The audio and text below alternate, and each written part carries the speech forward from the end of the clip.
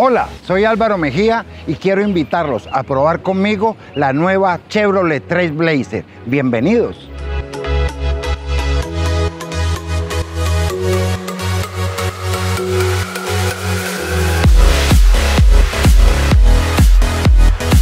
Como las bondades de diseño de la Trailblazer saltan a la vista, nos limitamos a mencionar solo algunos aspectos de su diseño exterior.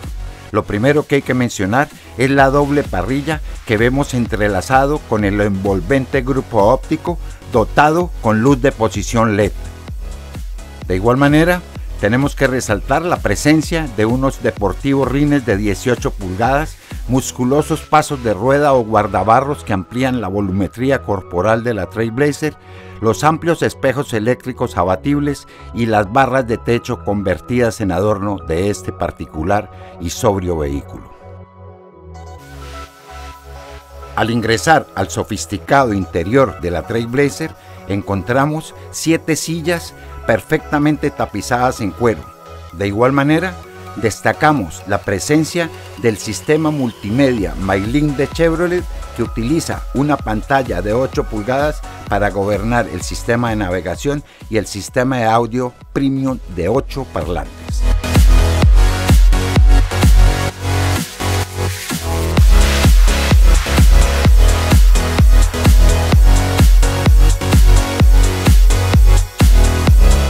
De igual manera, el conductor cuenta con control de crucero de gran utilidad en nuestras carreteras del Valle del Cauca y en las autopistas colombianas. Todo esto se complementa con sensor de lluvia, luces de encendido automático, vidrios eléctricos de un solo toque en todas las puertas.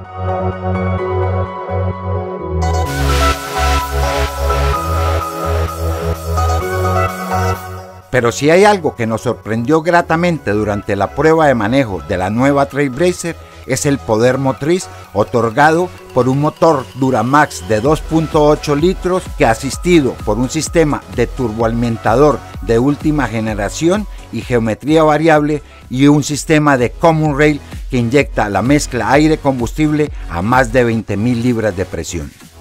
Este gran poder motriz se aprecia de manera especial en terrenos difíciles, con barro profundo, por ejemplo, donde la Trailblazer pasa como si estuviera en pavimento.